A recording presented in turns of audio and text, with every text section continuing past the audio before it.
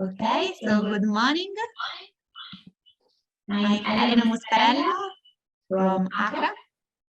I hope you hear me We hear an echo a little bit. I don't know if now. Yes, now better. it's better. Yeah. There was an issue of microphones in the room. Okay. So good morning, everyone. I'm Elena Muscarella from ACRA. We are part of the project LILA, and today we are going to have the second session of the training for professional in collaboration with CADMI, Casa delle Donne Maltrattate di Milano, the first anti-violence center founded in Italy in the 80s. And today the session will be focused on the approach of CADMI with women with a migration background. For all the participants, just one remark. Previously, I have enabled you to speak. So all the participants will have the opportunity to interact directly with the trainers. So if you want to speak or ask, make a question, you can speak directly. Or if you prefer, you can also interact using the chat or the question and answer functionality that you can find below in the bar. Below the screen. And so during the session, there will be a break. So I will leave the floor directly to CADMI to decide when to do the break.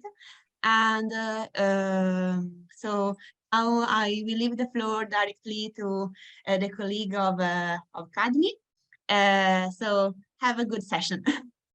Thank you. Thank you. Thank you, Elena. We were thinking that maybe the right moment for the break could be 11:30. Is that okay? Okay. All right. Thank you. You have known Ilaria from last time session. I'm Siham Hibu, and we are here today to talk about our approach while hosting migrant women.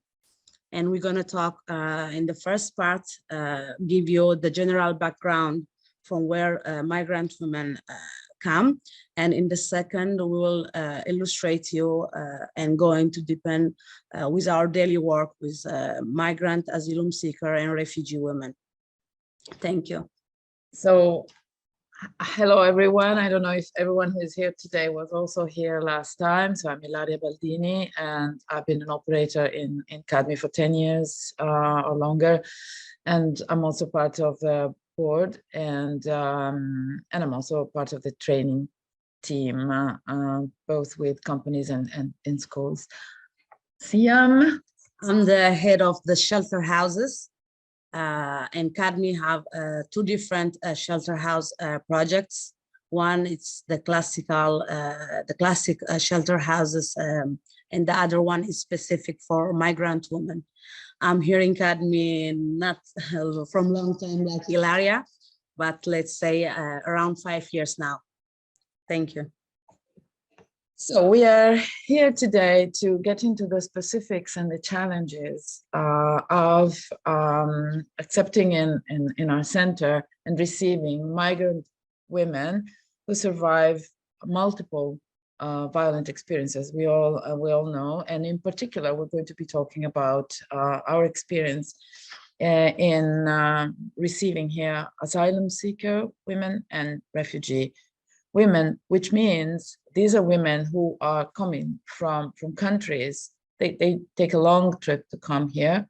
They're coming from countries where the problem is not, as we see in Italy, we talk about violent relationships in which someone, usually a man, is using violence. And we saw last time all the different instances.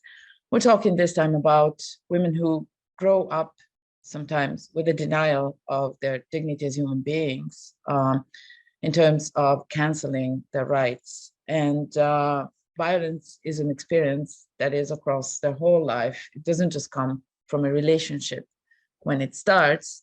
And of course, we know the patriarchy is at work in Italy as well, but there are different instances. So we need to understand that these women come from different experiences. So, for example, we talk about genital mutilations, female genital mutilations, trafficking, and the other thing that happens is they are coming from these experiences. Of course, they are fleeing terrible violences to come here.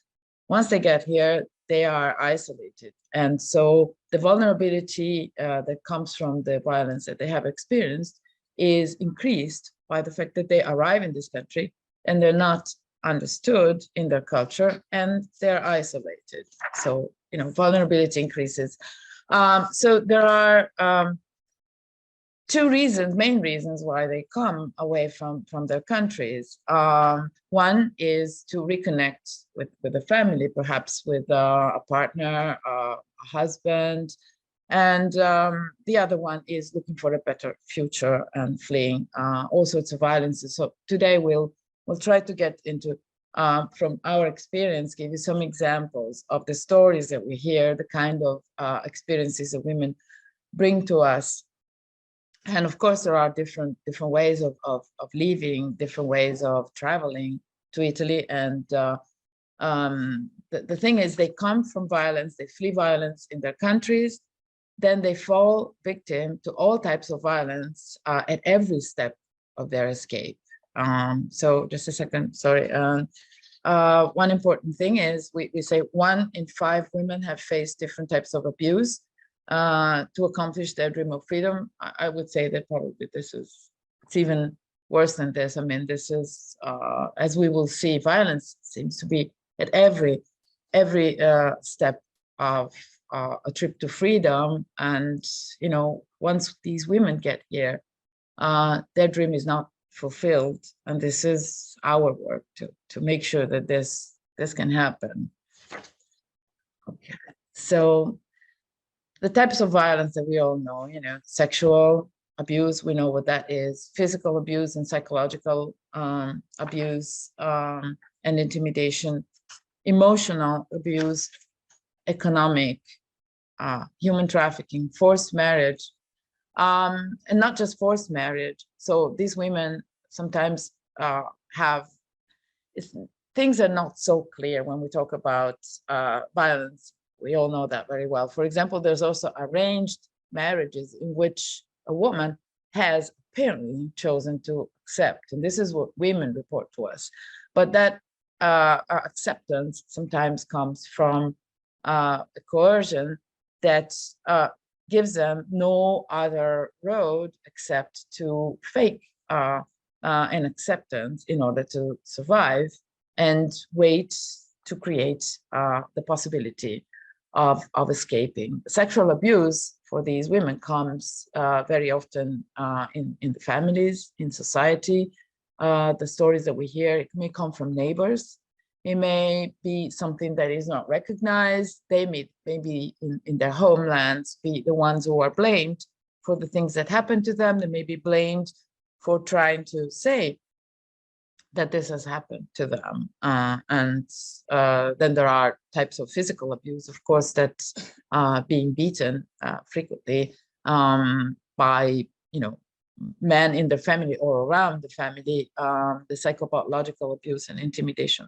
I don't need to explain that. And economic is not having access to the possibility of, using money, receiving money, working, sometimes studying, not in all cases. So the spectrum is really wide. And then there's human trafficking, of course. So getting more in detail, the stories with which women come is they flee genital mutilation. Sometimes they do it because they tell us that they don't want this to happen to their daughters. And we're not just talking about genital mutilation happening when they're very, very young or infants. This may happen even when they are 18 or older. So they have a strong memory of this, a huge trauma, and sometimes they report really fleeing the room where this was happening. Forced abortion. We have forced pregnancy and forced abortion. And think of this as a cycle, because both things can happen for a variety of reasons to these women. And it may also be just a cyclical, a cycle of violence that goes on and on and on, that has to do with, an attack on their being females. And so for many of these women, being pregnant is something very important in their identity as a woman. And they may get to accept even a child that may come from, not a relationship, but even sexual violence. And especially in the case of women in forced prostitution, in trafficking for sexual exploitation purposes. This may happen and they may be forced to abortion, and this is not a solution for them. This is another form of violence. I already mentioned forced marriage, and the other version of forced marriage, which is arranged but not really accepted. And then sexual exploitation. The data are terrible when it comes to the fact that I think it's United Nations data, of all the people who are trafficked for sexual exploitation, women and girls are about at least 90%. And I'm talking about trafficking towards Europe. Rape is an experience that, as I said, comes from the very beginning, sometimes in their own countries, but almost always during their travel, especially if they go through Libya and they arrive in Italy after having stayed in the centers there for a long time. And it may be done as a way of seasoning them, preparing them also to be put into prostitution in the arrival countries, and of course all other forms of sexual abuse along the trip. So yeah. So where do they experience violence? This is a very important thing to remember. As I said, they run away from their countries to escape violence, and 70% of the violence that they experience happens in the country of origin. But then, in order to leave, what happens to them is that 75% of the violence happens during their trip to freedom. And this destroys and it leaves further enormous traumas. And they think there is going to be the end of violence when they get to the arrival country. No, 60% of the violence happens in Italy for the women who come to the country. Can I add something? Yes, of course, please do. It's very important to see these numbers, because when we talk about women with migration background, this means we don't talk about only a specific episode of their life, but violence, it's reported and experienced in a continuing way. So they start from their motherland, they experience violence there in their transit countries, and even when they arrive. So it's something that it's felt and experienced in all their life. So these numbers are very important. So coming to the numbers in CADMI, our 2022 numbers are that we saw a total of 263 migrant women that were welcomed in our center. Of these women, 54 were migrant women seeking asylum or refugee status.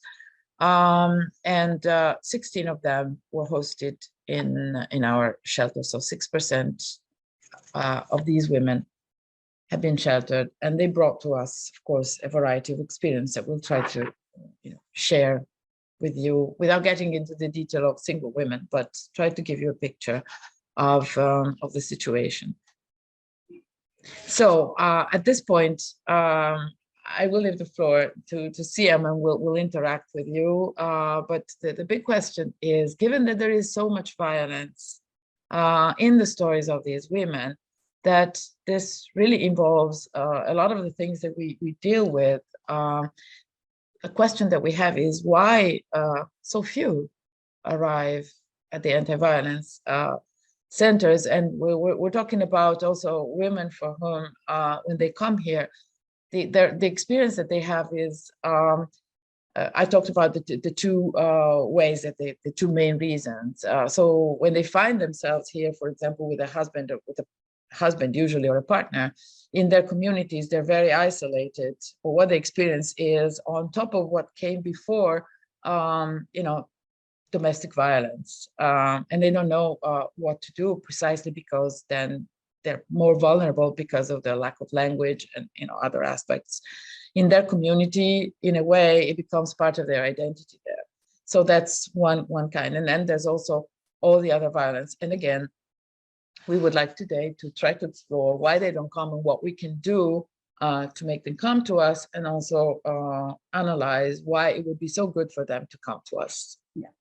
Thank you, Ilaria. The question that underlined Ilaria in this moment, it's very important. And this is it's the question that helped us since 2017 to enrich, expand, improve our work with migrant women. I arrived in CADMI in the right moment, let's say, when we were opening a project, a specific project, a shelter house for migrant women, and specifically for asylum seeker and refugee women, that they were not living in a violent situation, but women who are survival of violence in their life. So to give them the right moment and the right opportunity with respecting their timing to process their trauma. The project was opened in 2018, and at the same time, CADMI was working on a national level with another project that was specific for migrant women. So these two projects come together, one in an, let's say, learning while we are working with women at a national level who worked in detail and make a better work for this project was one side UNHCR, and by the other side the Women Network Against Violence, delle. In 2017, they created this project called Samira, and the main aim of this project was to give each other the know-how.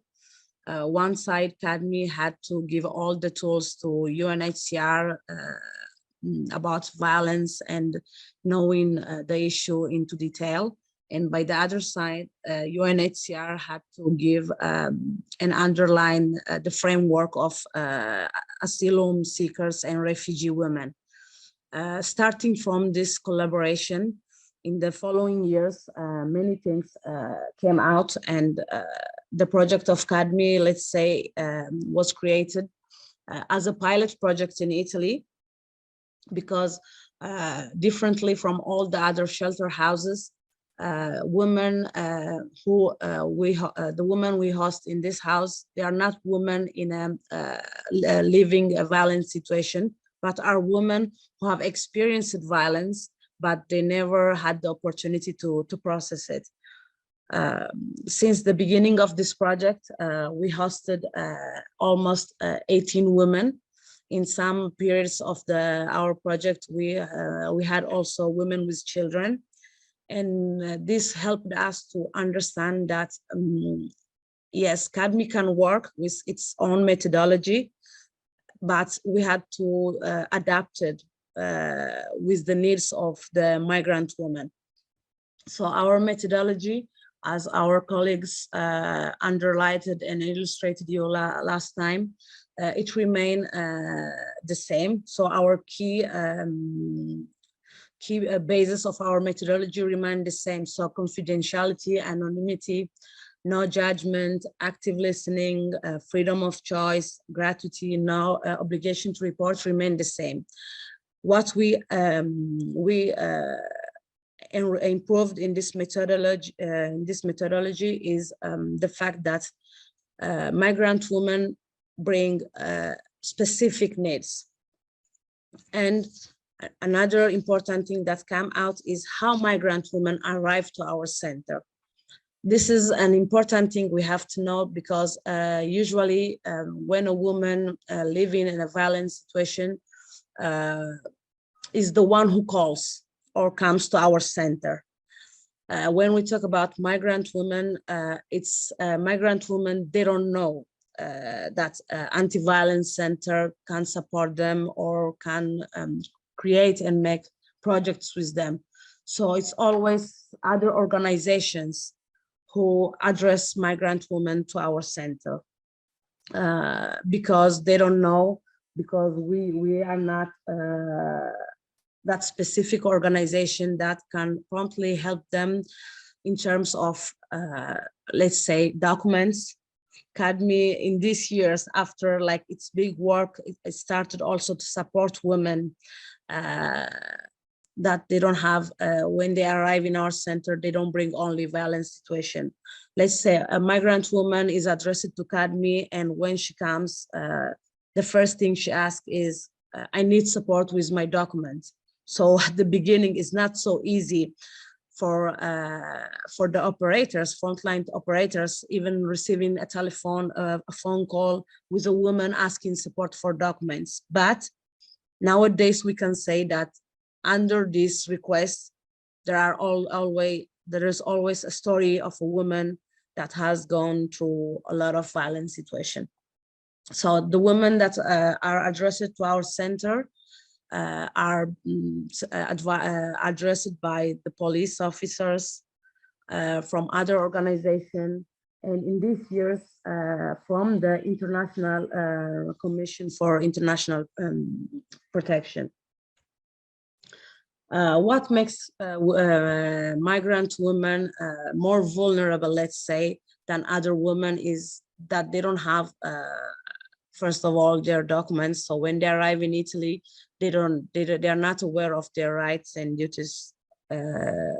There's a big lack of economic independence, and they don't have all access to resources. And one of the most important thing is there are language barriers. Women, when they arrive in our center, they can't express all their stories, all their needs, all the support they are looking for in the Italian language.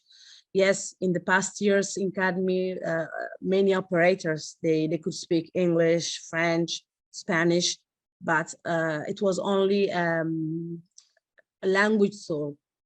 Nowadays, we can say that we have also cultural and linguistic mediators. They can make a difference in helping the woman expressing her story, her request, her needs. So in this framework and in this background, as I said before, it was created from UNHCR and the network of Women Network Against Violence, this project, Living Violence, Living Safe, with a big aim in 2020 to encourage asylum seeker and refugee women in violent situation to approach and access our gender-based organization. The main objects of this, of Living Violence, Living Safe, it was obviously training all the operators working in the network of women of DIRE, creating networks between all the association and all the places working with migrant, asylum seeker, and refugee women, trying to make guidelines that could help not only operators working inside the anti-violence center, but also guidelines that for the commission, when all the women go to request to seek for international protection, give guideline for the committee. It was very important because it could help them to address women in the right place. So when a woman goes to for the commission date and goes to tell her story and why she's asking protection in Italy, the committee doesn't send them anymore to the camps or other organization working with women.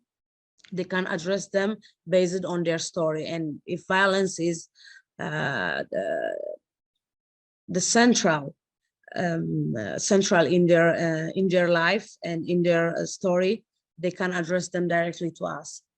And obviously make advocacy and outreach in this way, so we can spread our work, and this can make easily accessible, make us easily accessible, and obviously also to create a welcoming and trustful environment for the women once they arrive in our center. There are other important things to underline. As Ilaria was saying before, migrant women, for migrant women, it's very difficult to come in our center and bring the story of violence. Because when you are struggling to survive, when you are struggling to obtain documents, when you are struggling to create and realize your dreams, violence doesn't become anymore your priority. And when they arrive to our center, our basis is completely different from what we are used.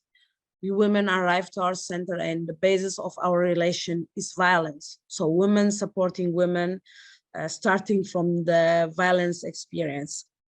When we approach and we are in front of a migrant woman, the basis of our relation, it becomes other things. The basis of our relation is created on supporting migrant women with concrete things. It's different for the migrant women to talk and detail or report their trauma of violence, because as we were saying, it's not an episode of their life, but it's something that happened many times and maybe it's still happening. So they don't know what is a non-violent environment, and they don't know what means in many cases to live out of violence. So they don't even bring it, and they don't give, they underestimate their situation when they arrive in our center. As I was saying, it's not, they don't arrive in our center because they want to find a way out of violence. It's somebody else that address them to us. So when they come, it's not because they want to process their trauma or to come out from violence. And related to the request of international protection, many times they use their story of violence, that is what brings them here in this country, as a means to obtain the status. So they use it in an instrumental way, in a way that, yes, I bring my story because I need something. So even when we are in front of this kind of situation, we don't have to be judgmental or see it in a bad way. This is the process, this is their time. We have to leave them to talk about their story the way they need in that moment, and respect their timing, because it's not the woman who choose to come to our place. What emerges is that, sorry, but I think it comes to mind as you're talking, this experience of going in the commission is very difficult, because sometimes, for example, in the case of trafficking, they have not been using their name and they have to tell their story of violence. In that case, connecting it to the real identity. And sometimes Although that's something that's used by traffickers to get them false documents with the different identity. So getting back their identity for them is important, but that also means that they have to tell the story of what happened, reconnecting it to really themselves, you know, and to separate that from themselves sometimes is a strategy of psychological survival. So so when they come here, it's not that there is no trauma. They don't want to talk about it because that's been so difficult, and they're going to talk to us about their needs. But then, of course, at the moment they have solved their needs, there is going to be still the trauma. And if they want to face it, you know, it's their choice, because it's so painful that sometimes they prefer to, you know, bury it. But of course, having it buried is a, you know, lets the vulnerability remain. So the complex job, I think, is really to recognize and get, again, the principle that we apply to other women, including migrant women who come for stories of domestic violence, is in these cases something that we apply to the fact that they only have to face their trauma and talk about it if they choose to do so. So this is always the principle. And of course, relationship is key to us. But yeah, so and let's see. yeah, but it's also difficult for them because it's not the first time they will tell the story of their life. Women that they arrive in Italy, they have been talking about their life tons of times. It's very difficult for them to come again in another place, sit in front of other women and bring out the story of their life. Like, for what reason? I have already been at the commission, so I want to go on. I want to go start my new life. So it's a very difficult thing for them to arrive in CADMI and to stay in the violent situation and to stay again in their trauma. When they come, they really need a support to come out from this situation in a concrete way. Yeah, we need, sorry, to make sure that they have a real agency, in the sense that the agency that they had along the trip to Italy, the travel was very, very limited. Very often they have been told lies, and they didn't know they had been trapped. They didn't know what to expect, or if they were told, in some cases maybe, they didn't know what that really meant. In many, many cases, they were told that there was going to be something else. They had to repay a debt, and there have been all sorts of ways to coerce them into certain situations. It's something very challenging, let's say, because the basis of our methodology is the relation that comes from talking and supporting each other. But women, when they arrive, they don't want to talk. They want to forget. They want to make like a stop from what happened and go through other situations. So we are asking them something they don't want in this moment, because they have other important things to settle, to go on with their life. So it's an important point, this one, like to consider always that who we have in front of us.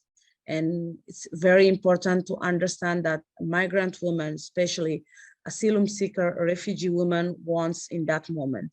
So let's begin from her needs. Thank you.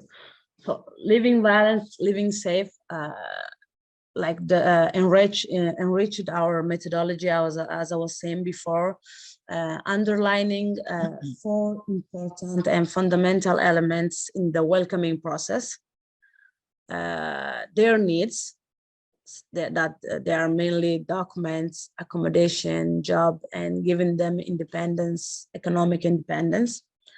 To consider their fears, because migrant women, they have a lot of fears to not be believed by the authorities. Let's imagine, like the International Protection Commission have to judge your story. When women are in front of them and they deny them, that means my story is not a real story. They don't believe me. So how can I come in an anti-violence center and we talk about something that's not believed? This is something very important. the truth, when we are in front of them, we don't have to concentrate in what is true and what's not true. We have to let the woman talk, accept her stories, even if it's not coherent with what she's living, even though if it's not what's in our mind frame. So true. Let her bring all her needs, her story, but at the same time, we need to support them to understand what's relevant for this country and what's relevant to help them settle and build their project. And obviously, some women, when they come in our center, we help them to make a chronological storytelling, because this is very important while they are in front of the commission.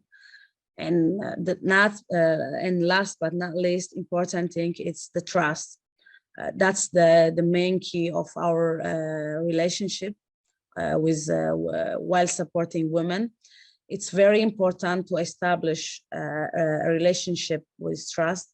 And with women, with migrant women, it's not always easy because of cultural differences, because of lack of and language barriers. So it's very, very important to also try to give us time, and let's accept the support of a specific tool, that's the cultural mediator position and role. Okay, I would like now if somebody want to ask us something before we show you our video, because it's very important to share with you our methodology with migrant women. So if there are any questions or something that you want to understand better, here we are.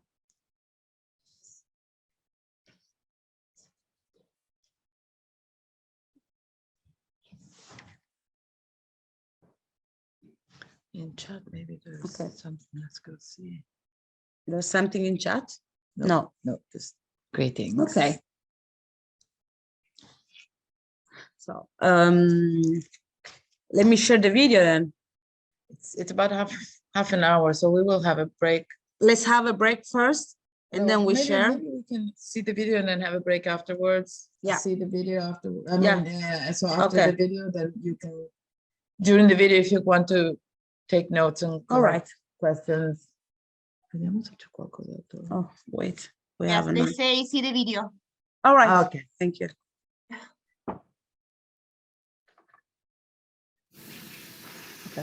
Benvenuta Sara, grazie. Allora ti presento la mia collega Cristina. Benvenuta Sara, piacere di conoscerla. Volevo dirti, noi We ci can siamo see the screen, the video. giorno, ti ricordi? Oh, sorry. Sì, ci siamo dette solo Sorry. alcune cose, ma voglio You can't see the video? Okay. So then, let me go out and we share. we share.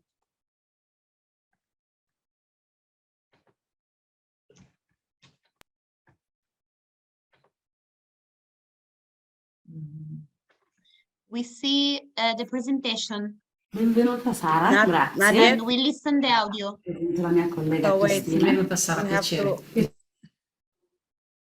Yeah, we need to stop it. Yeah.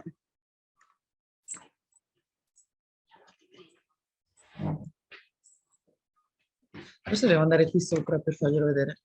Qui, ok, share.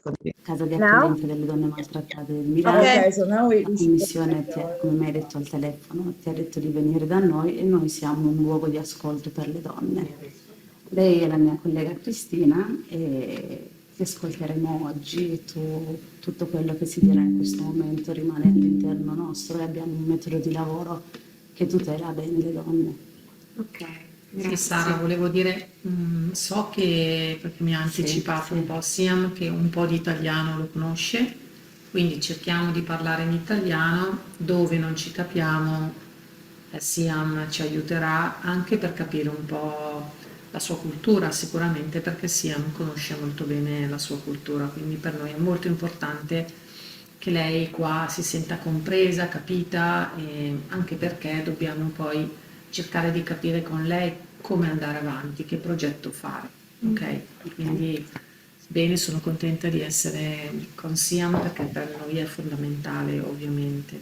Allora, ci vuole raccontare un pochino, se riesce, come è arrivata alla commissione, da quanto è in Italia, perché è venuta in Italia, con calma, perché possiamo immaginare che legata a questa storia ci sia anche tanta emozione, ci sia tanta fatica, quindi con calma quello che riesce a raccontare e poi appunto ci chieda aiuto perché siamo qui anche per questo. Ok. Posso dire anche una cosa, scusami Cristina, Sara, noi facciamo un lavoro diverso dalla Commissione, quindi quello che direi oggi qua con noi non è una cosa che aiuterà la Commissione a valutare la tua richiesta di protezione internazionale, ma è una cosa per aiutarti a strutturare meglio ciò che hai raccontato, oppure per aiutarti a rivedere quali sono i tuoi bisogni e costruire un progetto di vita qua in Italia. Va bene, grazie. Tante cose. Sì, infatti, Sì. qualcosa ho capito bene, qualcosa non tanto. Sì, è vero quello che ha detto, io parlo italiano perché ho studiato nel mio paese, all'Algeria, e ho studiato tanto. La mia famiglia è una famiglia ricca e quindi mi hanno fatto andare a scuola. Noi siamo tutte figlie femmine, quindi mio papà è un po' triste per questo, perché non ha avuto un figlio maschio, però ci ha fatto studiare tutte. Io ho finito l'università in Algeria e ho studiato le lingue e quindi è per quello anche che so bene l'italiano, ecco. E, non lo so, la mia storia è molto difficile dire e raccontare. Ho anche raccontato alla commissione tanto e sono stata molto stanca. Quando è stata in commissione, Sara? Qualche giorno fa? Sì, venerdì scorso. Quindi ha già dovuto raccontare anche nei particolari, immaginiamo, no? Perché lì c'è bisogno di raccontare anche nel dettaglio. Magari qua lei cerchi di scegliere quegli aspetti che ci fanno capire di più, quelle parti della storia che ci fanno capire un po' di più, poi andiamo con calma, potremmo anche vederci un'altra volta, semmai. Cioè, proviamo a pensare di più alla sua serenità che a rispondere adesso a chissà chi. Rispondiamo prima di tutto al suo bisogno di serenità, noi siamo qua, ci possiamo vedere anche in un altro momento, però iniziamo, se lei se la sente, a raccontare qualcosa che secondo lei è utile per farci un po' capire che situazione lei ha vissuto e sta vivendo. Scelga, Sara, non è obbligatorio raccontare tutto adesso, ok? Sì, allora possiamo partire da perché sono arrivata in Italia. Sono arrivata in Italia perché è vero che la mia famiglia aveva tanti soldi, però siamo musulmani e aveva anche tante regole. E una regola per il mio papà era quella che io mi dovevo sposare e dovevo sposarmi con un uomo che aveva scelto lui. E io ho detto di no 2 volte, ma la terza volta non potevo proprio dire di no. E ho detto di no 2 volte perché volevo finire gli studi e allora mio papà ha detto va bene, ho preso la laurea e il giorno dopo la laurea, così alla fine, ecco, non è che c'era una festa, insomma. Lui ha combinato questo incontro con questo uomo che era molto più grande di me, di una famiglia bene, che conoscevamo, ci conosciamo tutti. Ma lui lo conosceva già? No, io sapevo Vista. chi era, esatto, però insomma. Però si fa un po' così, no? Nella nostra cultura, normalmente la famiglia ti promette già quando sei ragazzina. Tu da dove vieni? Io sono marocchina, però conosco molto bene la cultura dei nostri paesi, la cultura dell'Islam, quindi so bene come funziona, per quello che volevo insomma, dire anche a Cristina che questa è una cosa che accade tanto alle donne, che anche se si studia, si va avanti, si fanno tante cose, ma il matrimonio è una cosa della comunità, è una cosa che sceglie la famiglia. Sì, Grazie. e anche se studi tanto non puoi tirarti indietro. Io ho studiato per niente alla fine, perché poi mi dovevo sposare con quest'uomo, non potevo fare il lavoro che volevo. Io volevo fare l'interprete, volevo viaggiare e non potevo. Però non potevo neanche dire di no a mio papà. Mio papà aveva bisogno di rispetto. È faticoso questo, vero? Sì, Perché fino ad allora mi sembra di capire che il papà era stata una figura in fondo positiva che vi ha concesso sì. anche di fare tante cose, di imparare tante cose, di fare tante esperienze. Quindi Sì, poi sai, in Algeria, come anche in Marocco, non è che proprio i papà fanno tutto questo per le figlie femmine, noi certo, eravamo proprio avanti. certo. È vero questa cosa, perché non tutte le famiglie scelgono anche di istruire le figlie femmine. Il fatto che loro abbiano avuto l'opportunità si sente anche da quello che Sara riporta, no? Ma ci tenevo proprio anche a dare peso, immagino, anche a un altro tipo di dolore, no? Non solo dover rispondere alla richiesta non desiderata di sposare un uomo che non si conosce, che è scelto da qualcun altro, ma anche fare i conti con un cambio, no? Del modo del papà, che fino ad allora era stato un papà molto positivo in fondo per la cultura e per il contesto, e poi improvvisamente diventa un papà che sceglie per te, che impone in qualche modo una limitazione della libera scelta, no? Sì, e io non ho provato neanche a dirgli di no. Ho lasciato che si organizzasse il matrimonio. Però io lo sentivo che quello non era più il posto per me, lo sapevo da tanto tempo e io sono tanto dispiaciuta per anche quello che ho fatto alla mia famiglia, ma io ho deciso di andarmene. Io so di alcune altre ragazze che l'hanno fatto perché ho guardato internet e ho letto. E così il giorno prima del matrimonio ufficiale, così me ne sono andata. Ho preso solo i miei documenti e una borsa e sono scappata. E il mio desiderio era venire in Italia, un po' perché, come sentite, capisco la lingua. Parli molto bene. Sì, grazie. E poi perché qua intorno ci sono anche dei parenti, delle mie cugine che sono arrivate anche loro qui, sono scappate.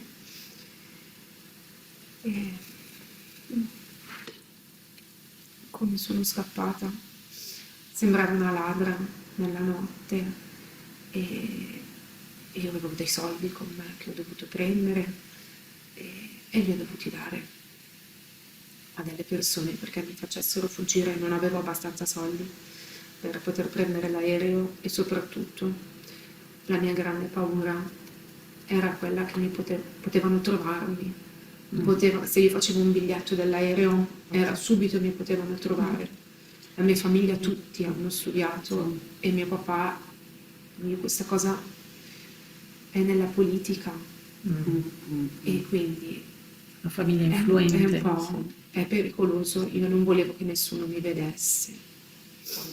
Posso un attimo spiegare a Cristina anche un altro aspetto? Un altro aspetto è anche quello che il papà o i maschi della famiglia controllano un po' tutta la situazione, no? Anche i movimenti che avete rispetto ai soldi, quindi c'è anche questa parte che è culturale, cioè le donne possono lavorare ma la gestione dei soldi poi rimane agli uomini di casa.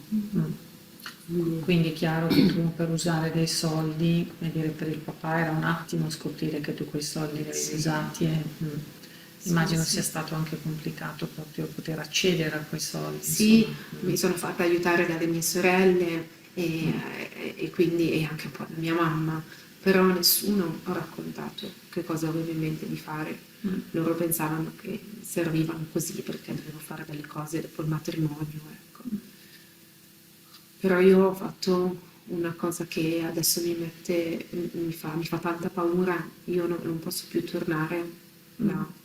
Proprio perché c'è una famiglia influente, Sì, conosciuta da tanti, quindi sì, e poi perché ho fatto un grandissimo è un disonore. Disonore, sì. E poi Per c'è anche questo- un'altra cosa che ho scoperto, che quello che doveva essere mio marito fa anche parte di un gruppo un po', si dice estremista sì. forse. Mhm.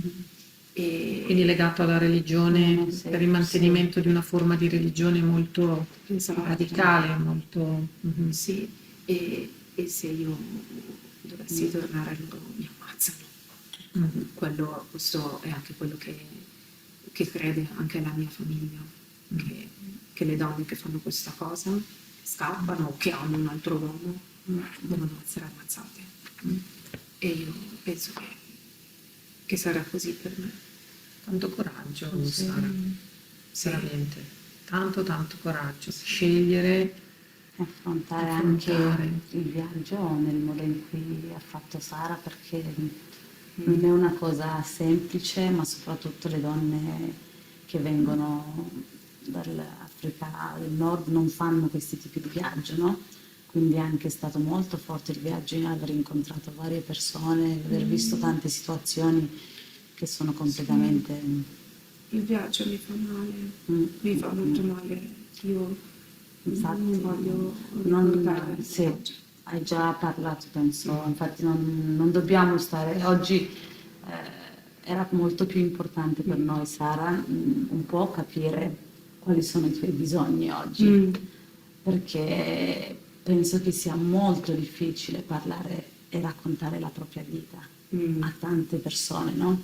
Immagino che tu l'hai già fatto all'inizio in questura, quando sei andata, il posto in cui sei accolta in questo momento, ne hai dovuto riparlare, come sono tanti passaggi, noi non vogliamo rifarti raccontare, grazie. abbiamo voluto, Sì, io voglio una casa, voglio un posto dove posso stare sì, e dove posso ricominciare, dove posso, perché ho dovuto chiudere tutto col passato e non avrò mai più a che fare con tutta la mia famiglia e ho bisogno di un posto dove posso stare per ricominciare qualche cosa.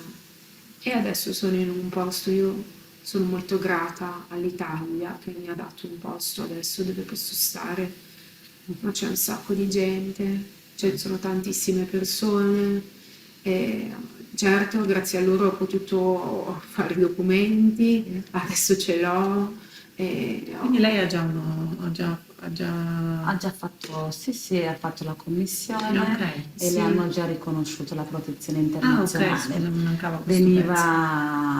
Le hanno suggerito però, in base alla sua storia, di incontrarci per capire un po' Come andare avanti. come andare avanti, sì, assolutamente. Anche Quindi- perché sta dicendo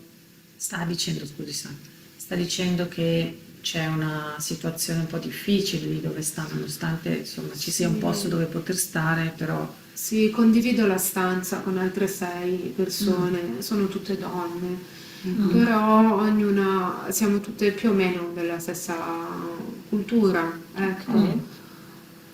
Però c'è tanto rumore, e non è che tutte rispettano le regole, e io lo so, siamo lì perché abbiamo tutte delle storie difficili. Però io non ne posso più ormai, è tantissimo tempo che sono lì e mi sento che non riesco a fare un passo in avanti e, e quindi ho bisogno di avere un posto tutto mio in cui posso anche ripensare con calma a tutto quello che è successo in questi tanti mesi nella mia vita. E poi voglio guardare avanti perché alla fine sono giovane e voglio farmi una vita, ecco, e voglio viaggiare, voglio fare tante cose. Ma oggi stai facendo qualcosa al centro dove stai vivendo vai a scuola di italiano per migliorare dei corsi? Cosa stai facendo? in Sì, questo momento, Sara? per l'italiano sto facendo conversazione perché devo migliorare un po' magari i verbi, queste cose, ok. perché in italiano ho fatto delle cose difficili, insomma. E però, siccome io ho la laurea nelle lingue, avevo chiesto al centro, ma già tanto tempo fa, se mi aiutava a fare il passaggio con una laurea qui in Italia per capire se potevo fare qualche cosa in più. E poi... Questo è un bel progetto, eh? Sì, Questo è un bel progetto. E poi le lingue Assolutamente. penso che siano proprio una bellissima risorsa, quindi mi sembra proprio una delle priorità questa. Poi sento proprio, mi arriva forte da Sara il fatto che lei non sta azzerando il suo background culturale, no? Sta portando le cose che ha già fatto e vuole continuare su questa cosa. Sì. Quindi è veramente un bel progetto. Sì, Brava, e Sara. poi ci sono tante donne, tante ragazze che non hanno avuto la fortuna che ho avuto io e quindi io so alcune cose, non tante, ma alcune cose le so e vorrei aiutare. Però lì è come se sto lì ferma, ecco, e non faccio niente. E quindi vorrei davvero una casa e poi guadagnare dei soldi. Io li devo tenere per me i soldi, non ho a chi mandarli. E tante mie compagne di stanza invece dicono che devono lavorare perché hanno qualcuno, io non ho nessuno a cui mandare soldi, però li tengo per me. È importante, giusto? Giusto. Credo che Sara, lei abbia bisogno anche di uno spazio, diceva prima, un po' per elaborare, no? Questa chiusura, almeno momentanea, poi non sappiamo nel futuro come sarà con tutti i legami di tutti i legami familiari. Immagino che lei diceva prima che ha delle sorelle, con loro anche ha dovuto chiudere, non ha contatti più con nessuna, neanche di loro. Io ho troppa paura che mi trovino e quindi ho chiuso tutto. Ok. Volevo un po' darti delle informazioni in più che magari ti aiutano. Il nostro centro, oltre io e Cristina che lavoriamo per l'accoglienza, abbiamo anche altre aree all'interno del centro antiviolenza, quindi se hai voglia un giorno puoi venire anche a fare lo sportello lavoro, che sono altre nostre colleghe che ti danno la possibilità di fare il bilancio di competenze, fare un Cos'è il bilancio di competenze? e mettono in pratica tutte le tue conoscenze, ti aiutano a fare un curriculum e cercano di indirizzarti al meglio su alcune opportunità lavorative. Non ti trovano il lavoro, questo no, però ti aiutano un po' a inquadrare quali sono le tue competenze e quali strade si possono aprire rispetto al tuo futuro. Sì, io voglio venire in questo posto, Ok. nelle competenze. Sì. Certo, allora questa è una cosa prima di chiudere oggi il nostro incontro, magari prendo l'agenda e posso chiedere alle colleghe se ti possono fissare un appuntamento. Sì, voglio. Ok? Io faccio tutto, qualsiasi cosa. Brava. Faccio Ok. tutto. Scusa. No, ma è bello dire faccio tutto, però per una donna come te è anche molto bello, visto che hai tante competenze, perché hai studiato, perché ti sei anche mossa in autonomia per venire qua, cioè oltre alle competenze diciamo che ti derivano dallo studio, hai evidentemente anche delle tue competenze umane molto indirizzate alla indipendenza e all'autonomia. E queste possono essere messe a frutto anche nel mondo del lavoro. E quindi prima Siam diceva non troviamo lavoro, è vero, però a volte abbiamo anche conosciamo alcune diciamo aziende che magari mettono a disposizione delle opportunità lavorative. Può anche essere che poi sono magari poche, però può anche essere che qualcosa poi sia interessante per te, quindi intanto c'è questo aspetto che è fondamentale. Ma mi sembra di ricordare che tu mi avevi detto anche, se non ricordo male adesso Sara ce lo precisa, che lì al centro ha avuto qualche momento di crisi proprio perché c'è questa situazione un po' difficile, no? Dove non si riesce ad avere correggimi Sara, uno spazio tranquillo dove pensare, dove poter ragionare sul futuro, dove anche poter, no, lasciare andare un po' le emozioni e anche sentire che sei in un luogo sicuro, no? Sì, infatti Sara al telefono, una delle difficoltà che mi riportava al telefono era proprio la convivenza all'interno di un centro di accoglienza molto grande, no? Con ritmi frenetici, con tante persone. Ci sono uomini e donne, no? Lì mi pare di capire anche. Non mi ricordo. Noi siamo divisi, io e gli uomini, ok. cioè lì, magari non nella stanza, Sì, ecco, sì. nel piano, Ok. ma magari ci vediamo a Ok, cena, mangiamo Ok. insieme. Questo la lascia tranquilla, Sara? Io Perché so che durante il viaggio succedono anche cose a volte brutte, di cui oggi non vogliamo parlare, ma che magari rispetto al rapporto con gli uomini in questo momento forse c'è bisogno di un momento di sicurezza, direi. io mangio sempre, sto attenta, sto molto attenta. Mangio sempre con altre donne. Ok. Se gli uomini mi chiedono qualche cosa, io abbasso sempre la testa, Ok. non rispondo. Mhm. Io non sono tranquilla, Mm. però riesco a difendermi, ecco, cioè qui Ok. al centro, almeno lì. Ok. Sì, l'altra cosa che Sara mi diceva al telefono era proprio questo blocco che sente in questo momento, no? Che non riesce ad andare avanti a costruire i tanti progetti che ha in mente.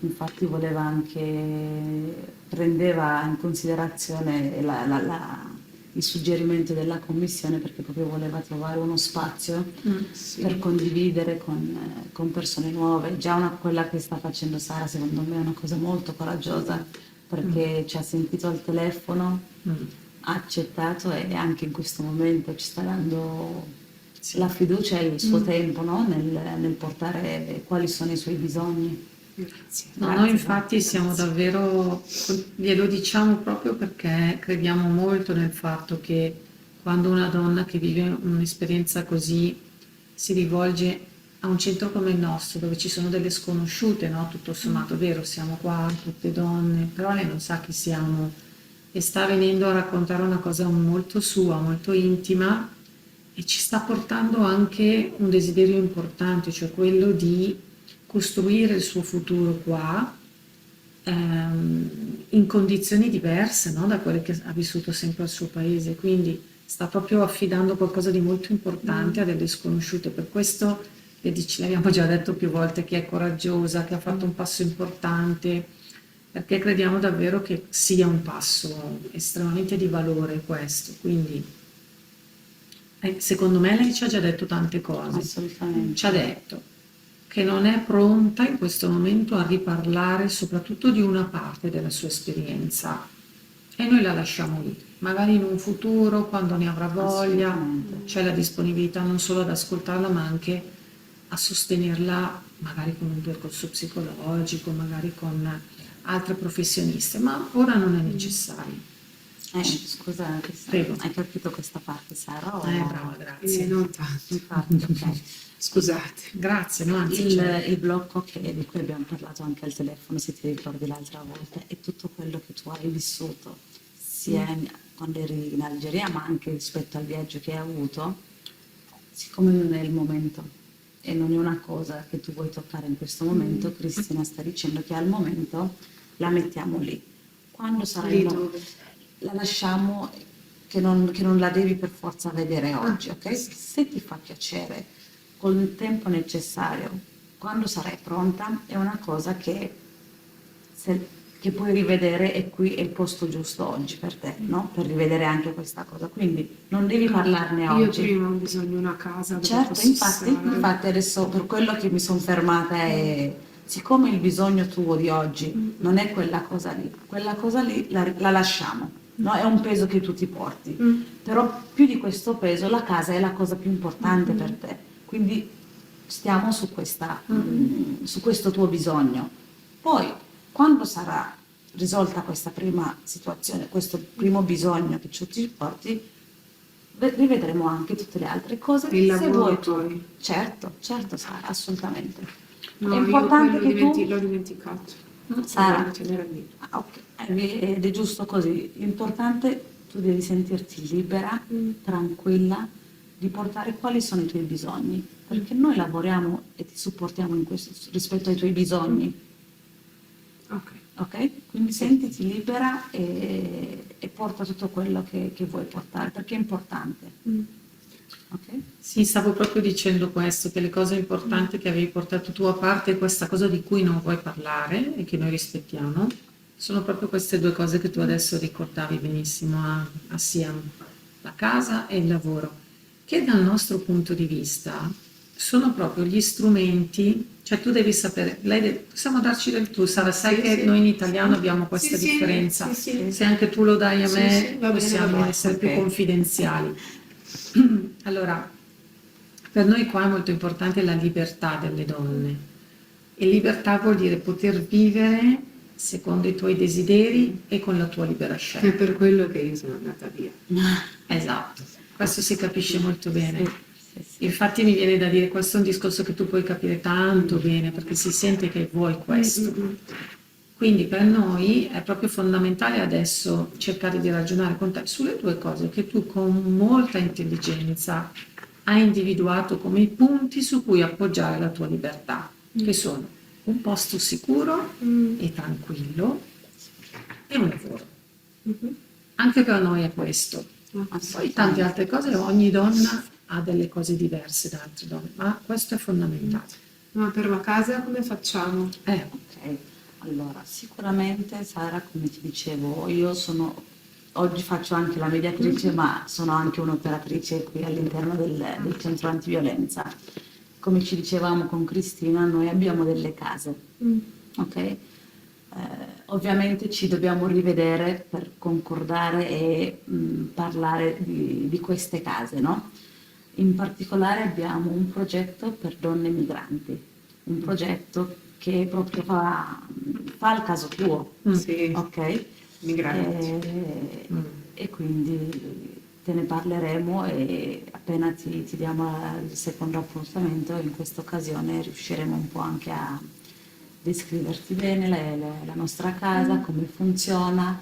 È un luogo di donne, è una casa sicura ed è anche una casa ad indirizzo segreto. Questo vuol dire, Sara, che ognuna di voi, le donne che vivono all'interno di questa casa, ha delle situazioni diverse. Ci sono donne che oggi hanno un problema che è attuale, quindi legato alla violenza, o ci sono donne come te che sono richiedenti asilo o rifugiate che comunque hanno avuto un vissuto di violenza ma che possono vivere. Siccome i vostri casi sono tutti diversi, la casa rimane a un indirizzo segreto per tutelare tutte voi. Quindi nessuno sa Nessuno dov'è sa. la casa. Sì.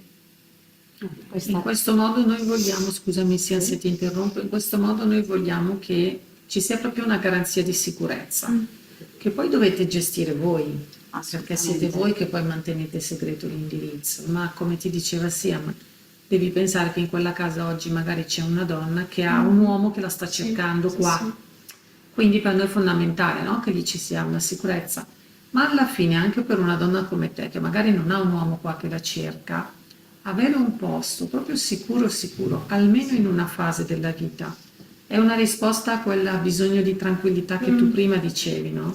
Voglio essere tranquilla. Questo non vuol dire che è una casa nascosta, una casa buia, è una casa, lo anticipo, molto bella, in un luogo centrale di Milano, molto ben servita, arrivano tanti mezzi di trasporto. È una casa proprio molto bella dove anche ogni donna ha un suo spazio personale. Io non mi so prendere i mezzi. Poi questa è una Mi cosa... fa molta paura prendere i mezzi. Ok. Sì, però riusciremo anche a trovare delle strategie rispetto a questa cosa. La cosa speciale che c'è in più in questa casa, oltre ad essere una casa, è che ci sono sempre, quasi sempre, non sempre, delle operatrici, sia me la coordinatrice, poi ce ne sono altre, che vengono a trovarvi, stanno un po' con voi e aiutano proprio in queste cose di cui tu adesso hai fatto un esempio. Assolutamente. Per esempio aiutarti a capire come si va sui mezzi oppure anche altre cose. Quindi oltre ad avere ovviamente una possibilità di parlarsi, di raccontare come va, cioè sentirsi un po' non da sole. Ecco, sì, questa è proprio la parola giusta. Sì. Allora Sara, se per te può andare bene prenderti ancora un attimo di tempo prima del prossimo appuntamento, Sì. tanto ti abbiamo già detto che potremmo prendere un appuntamento alla nostra area lavoro per iniziare a impostare un po' quel discorso. Poi ti rivedi sicuramente con Siam e con le altre operatrici. Tra 2 settimane penso che ti rivediamo per programmare il tuo ingresso nella casa e presentarti tutte le... Grazie. Ok? Sì, molto grazie mille. Ok.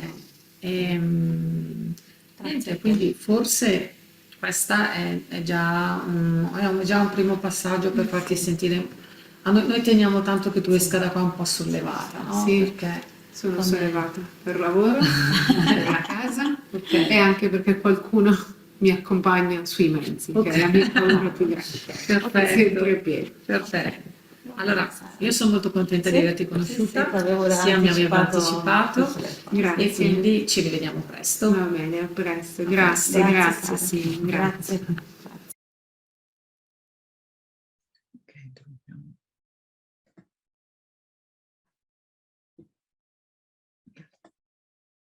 Ok, eccoci qua. So here we are.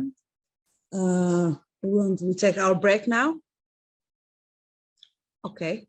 So we start again at 12, and then we'll go over with your questions, and we'll try to analyze what you saw in this meeting. Okay. Can you hear us, Elena? And all? Okay. Thank you. Thank you. See you in some minutes. Yes, so let's start at 12. Okay. Here we are. Okay. Hi. Thank you. Here we are too. Everybody is connected. We can start again. It seems so because I see 24 Okay. people connected. So just a couple of persons, but Okay. perhaps they will join after. Okay. It's very important that we can try to share ideas, what any issue they have regarding this video, because it's important and it helps us to discuss about it in a proper way. So if there are any questions. Yeah, things that surprise you. Yeah. Things that were against any stereotypes, for example, that one may have about this kind of meeting with a migrant woman.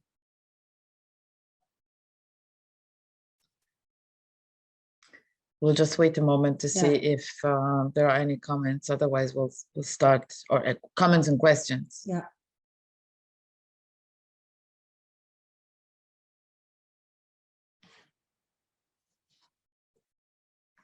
Okay. I have a question for you. Yeah, good. Thank you. Yeah.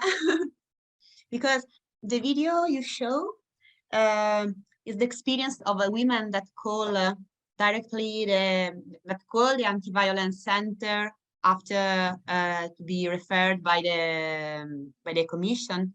And the question is, in your experience, how easy it is that the women directly call you on phone, Okay. and or if they come directly to the center, and also how it easy that both the territorial commission or the reception system refer to you, the women. Okay, clear. Okay, so I want to underline an important fact about this video. The video was made in one moment, but we try to bring different moments of an interview with the woman, with the migrant woman. So the first part, it's the woman, in this case, calling us after the commission referral by her own, okay? The second part is once she gets her status. And the third one is where we're gonna give her the appointment. Okay, so there are different moments, but we try to bring out all the the important facts that come out in our in the setting. Usually what happens with the Territorial Commission is they refer us the women. So we, CADMI, try to contact the women with our cultural and linguistic mediator.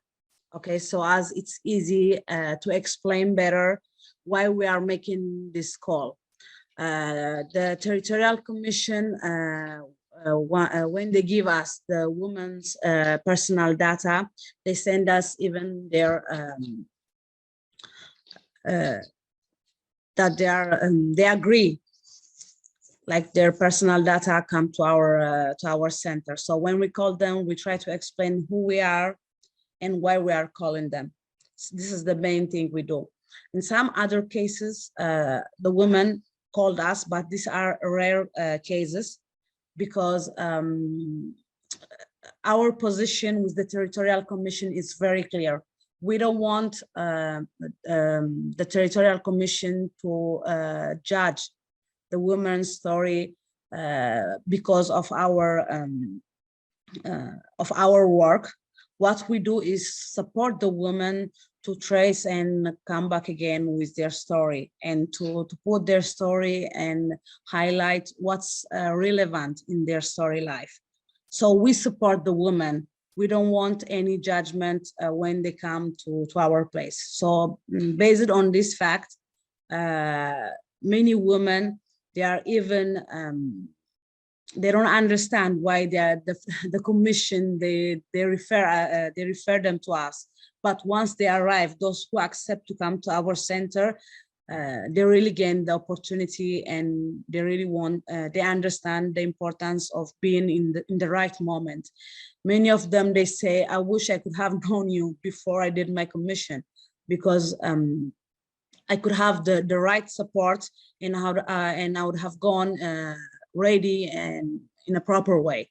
So this is how it works. Yeah, and to continue answering this question, of course, before we mentioned the data, we don't just see migrant women that come to us through the commission.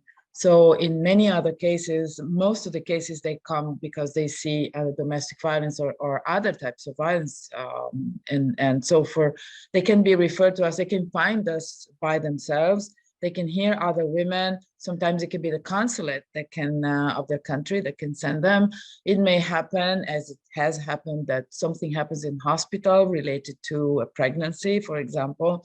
And in all these other cases, things can emerge, and sometimes there can be also needs related to needs for documents. Because you see, of course, today we were concentrating on this kind, of particular situation, women who are refugee, but we're also seeing sometimes, for example, a woman who has been trafficked.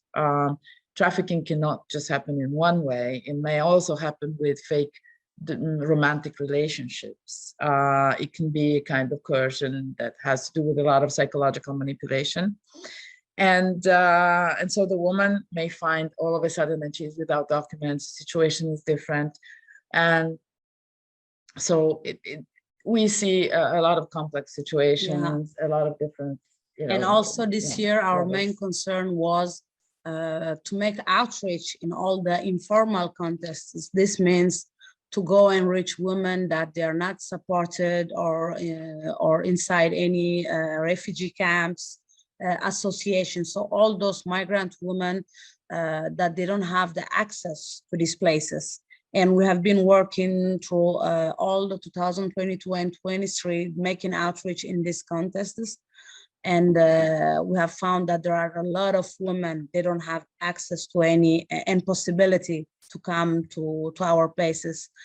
So the project is helping us, numbers are changing, and we have very different situation, referrals, not only from the Territorial Commission, but also from other organizations. It's changing year by year, and let's say also month by month. Our work and how the women arrive in our center. Okay, we have some There are questions. 2 questions, yeah, in Okay. the chat. You ever had an experience? So one is, have you ever had an experience when a woman wasn't willing to cooperate? If so, how did you handle it? So let's go over this one and then we'll take the other one. Yes, like we deeply believe, and the basis of our work is in the freedom of choice. So yes, many women arrive, they try to know us, they come in our center, we tell them how we work, what's our work and what we do, but we don't force them to get in the projects. We always say to all the women, this is something you have to choose. This is your project of life. So you have to be the first one to say, it fits me. I want to go through it and I want to get all the opportunities that may come from this project. So yes, we wait their time. What we can do is tell you what we do, what is important. One thing that's important in this case is it's very difficult to say to a migrant woman freedom of choice, because they are not used to choose. They don't know what's happening. They don't know what's the new context. They don't have easy information regarding all the resources they are around. So what we can do is to illustrate them what's like around in the new context, how it works, how they can access to all the different type of resource, but also support. Once we do that, we give them all the tools that are necessary. After that, we wait. Yes, as operators, it might give us frustration sometimes, but we believe in that.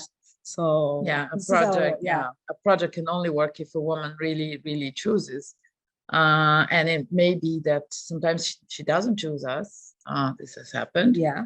Or it may be that, again, it takes her time, or that she will want to discuss what we can do for her, you know. So it's, she is always at the center. This works for every kind of woman, and with the differences that we try to explain, even, you know, in this case. Wait, I have another thing to say. I feel that the question is very interesting, because it's like the same thing I always say to myself when I have a migrant woman in front of me, because it's very difficult to talk about a feminist European model to a migrant woman. So we have to come out from this perspective and try to take a photo of what a woman is for her. Based on this thing, I can make a work and a project to support her. If the feminist vision, it's like the European one, so maybe even that concerns not having children. Yeah. Okay. I have to come out from this vision. So it's very important and something we have to carry in. Yeah, but what you're saying is it's a strong thing. Sometimes we find out things about women that we may come to think that are easy for the others to know, but it's not so true. For example, as in the case of domestic violence, we know that a lot of violence happens around the issue of pregnancy. It's counterintuitive. Some people think, oh no, during the pregnancy, violence is probably less. No, it's more sometimes, very often. And sometimes it explodes really at that moment. And in the case of trafficked women who were sexually exploited, there are a lot of services to them about their sexual health concerning sexually transmitted diseases. But the main thing that they want from a gynecologist and to see a gynecologist is that they want to make sure that they can still have a child. So we would think that the need is something else. This is what they want, because this reconnects them to their own culture, their own way of feeling a woman. And so we have to be careful not to judge with our Western categories, okay? Because it's very important that a woman finds a way to, you know, choose her own way to feel good in her life and have her own project.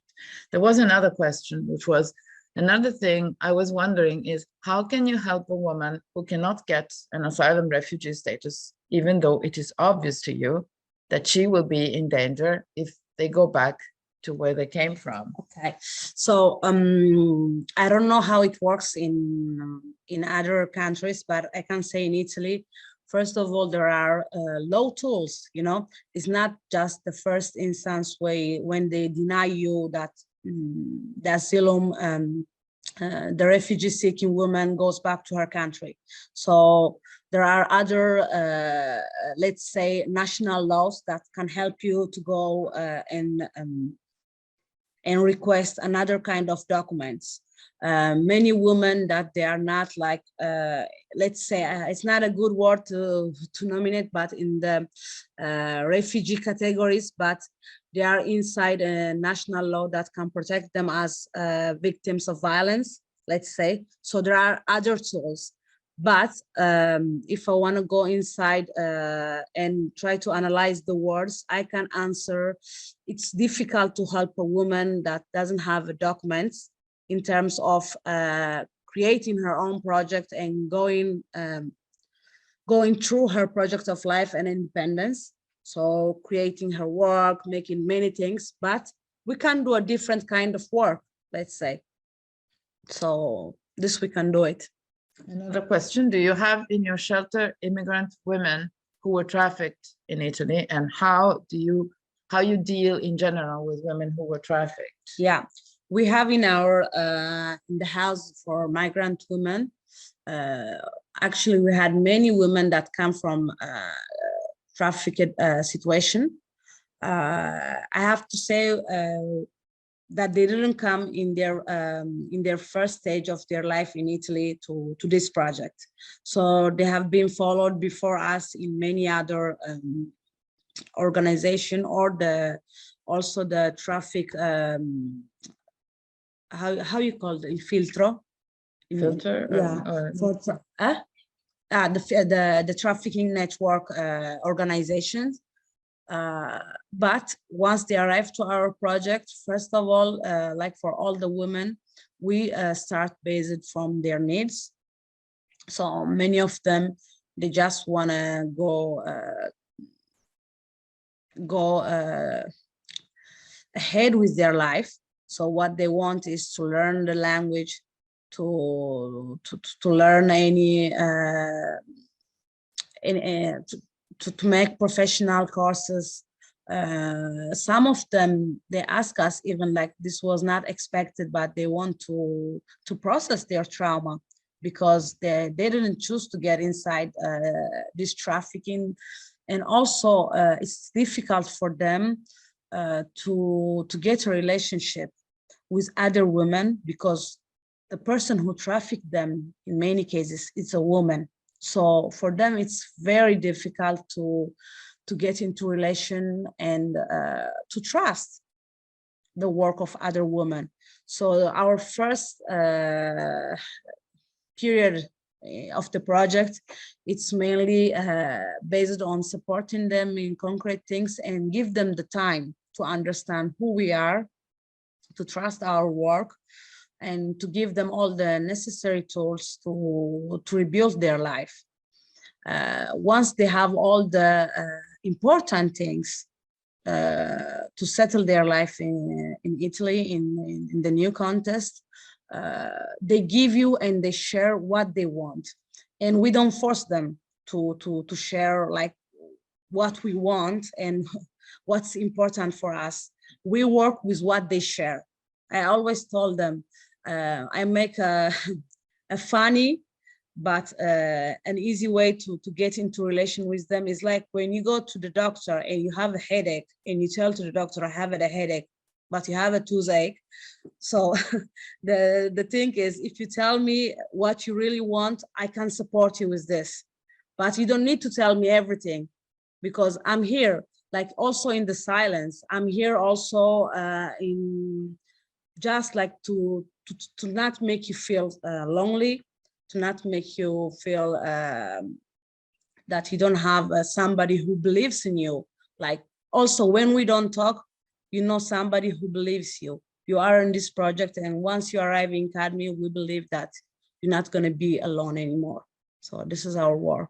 Yeah, but I think also the exchange of eyes, you know, looking in each other's eyes, sometimes you can say a lot of things without really saying anything, and you know when to stop and not ask questions that are intruding, because there has been a lot of intrusion and loss of control over their lives. So the control is also deciding what you're going to talk about and what you're not going to talk about. What we experience also now, I'm trying to think about all the different situations, like for the migrant women, especially women coming from Africa. It's very easy for them to share their life in a not in an individual interview, let's say, but when they are with other women. So in informal moments, while drinking tea, having dinner, or while like sharing your day, and from like a simple conversation, lives come out, and the woman, it's easy for them to bring it as a community issue, not only as me person in this moment. Trafficking, for example, for Nigerian women is something that many of them go through. So when I come out from an individual position, it's easier to bring, and from this community way of talking, I can come also to me, to my experience, and I can tell you this is what happened to me, this is what I feel today, and what helped me to be the person I am. And sometimes they tell you clearly that my parents sell me to the traffic people, so as I can help them working in Europe. But at the same time, they say community and family, it's important. So even though I know that they did something very big and difficult for my life, affecting my life today, I have to accept, because this is what the community wants. So different situations and different feelings. Okay. Okay. Presentation. Yeah. Let me go. So again, if you have more questions, we'll go over again what you have seen. I have to share again the. Yeah.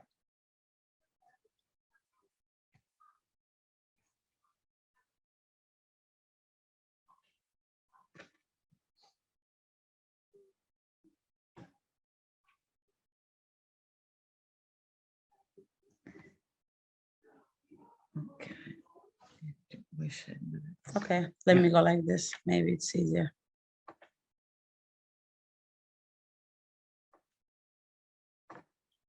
Okay. So the video, there are many different aspects about this video, and what we try to bring and to underline are the story of violence, of course, but apart that, the need that the woman brings in that moment, the role of the cultural and linguistic mediator. In this case, we wanted to come out from the stereotype of a migrant woman coming with many other issues. The woman, as you can hear from the video, she could speak Italian, a little bit of Italian. So the role of the cultural mediator was only to highlight the cultural aspects in that moment. And what else?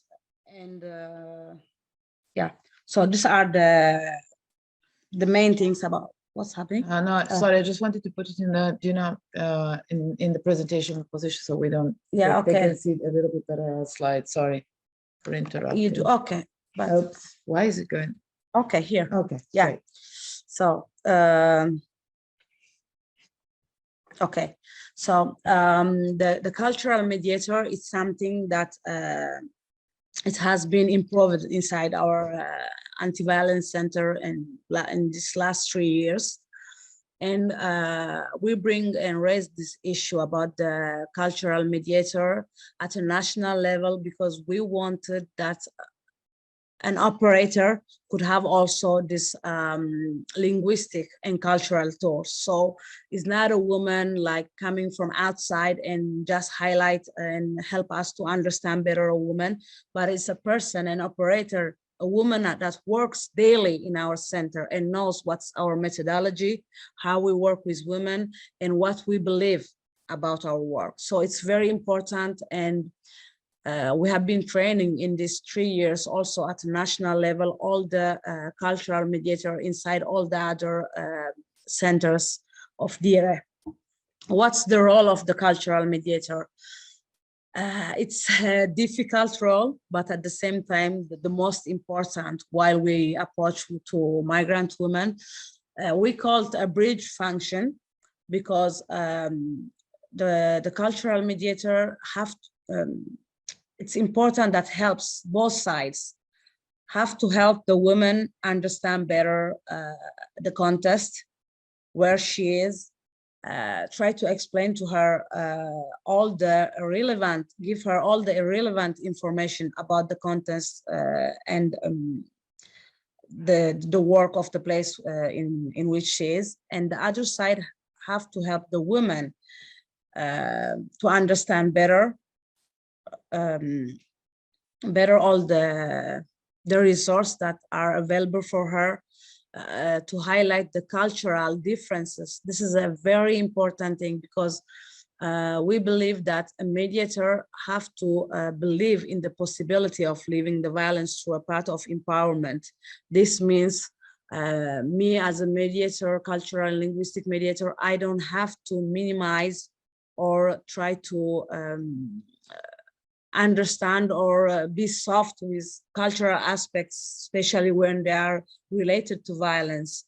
It happened in the past. Many of my colleagues told me there was this cultural mediator, but she was trying to not pick all the details in the story of the woman. She was trying to rush and go through violence and violent aspects because after all, it was okay also for her.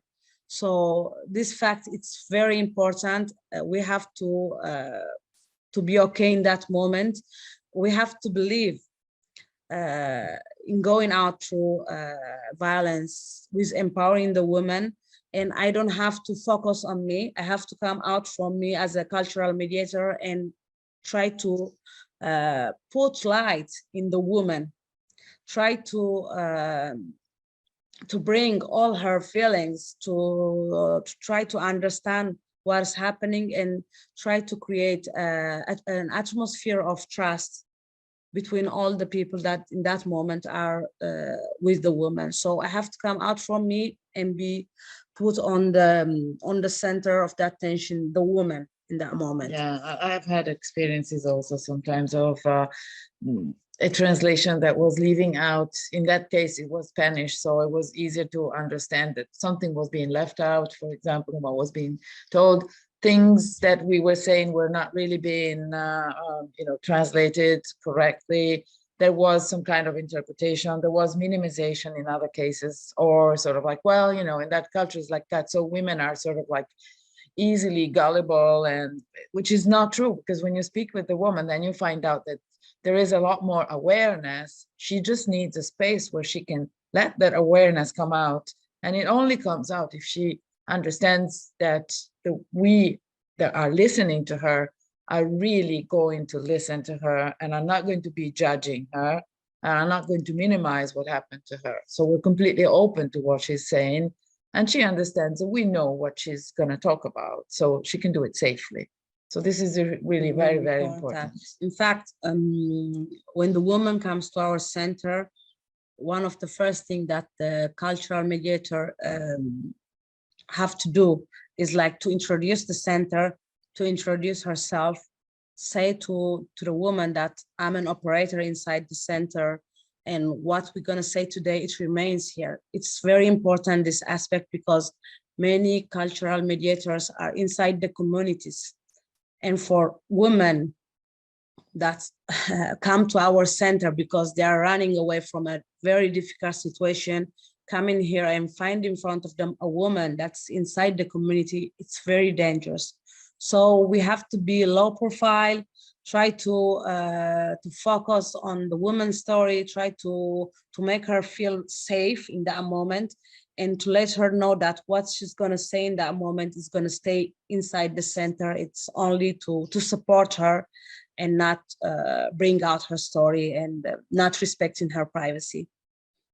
And another thing is the cultural mediator needs to support the team. As you can see of the anti-violence center in the video, it's very clear the position of the cultural mediator and also how the woman talks with her body. There is nothing that cuts off the other operator that in that moment doesn't know the cultural aspects. She moves with her eyes, the eye contacts are once to the cultural mediator, once to the other operator. It's very important to not make a cutting work, but something that is inclusive in that moment, that helps everybody to share all the ideas and information. In this way, we can give good energy, a good support, and feel the woman at the center. Okay. Se lo spostiamo un po', sì. Forse vuoi ne farlo piccolo. Yeah. Sorry, wait, trying to make sure you see the slides. Okay, yeah. These are some important things we wrote on this slide to make you understand what are the clues, what are the key important things that cultural mediator have to do and not to do. The cultural mediator have to listen, because our story, our methodology is about active listening. We don't have to be judgmental, but what we have to do is to inform the woman without judging all the things, even though I know that in our country, that means in my country and the woman country, some things doesn't work like this. But I'm not the person who have to say this doesn't happen in my country. In that moment, I'm there to inform and support the woman. I have to help as a cultural mediator to evaluate the risks.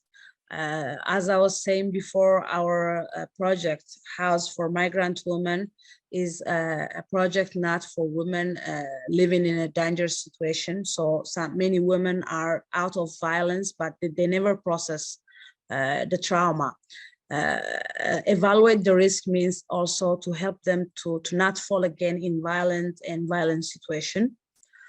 Have to support the plan of the women, the project of the woman. So sometimes it happened, my colleagues tell me that the cultural mediator, this in the past, while talking to the woman was so ambitious that she was like translating in a way that she was not convinced. These things, they don't have to be done. We have to support the women's project and believe in that. And also our work must share all the steps with the women and the other operators in the moment. We don't have to, yes, obviously we are human beings. We can get easily emotionally involved in the story of the woman, because many things we know that they can touch us, but we have to try to not fall in a situation that the women have to encourage the cultural mediator. We have to give, we don't have to give advices or make assumptions. I have to ask always, this is what he told me. Is it right if I translate it in this way? This is like your real intention. I have always to make sure that what the woman is saying to me, even though I know the language, even though if I think I have understood everything. When the woman is telling her story, it's very important to not interrupt her or intervene every second of her storytelling. In this way, we are not putting the woman in the center. It's like the cultural mediator trying to express what is in her mind and trying to know. And telling the story of the woman. We have to leave the right moment, the right information have to be said from the woman. What I have to do is just try to transfer all the information to the other operators, and from the other side to bring the woman all the information more clear and more acceptable in her frame mind.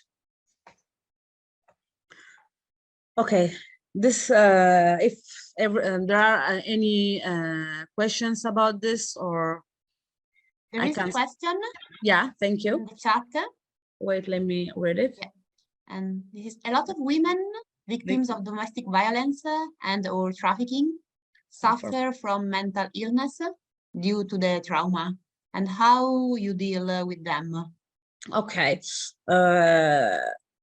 Talking about trauma, psychological support, and all things that they are related to a very introspective dimension with migrant women, it's very difficult and hard.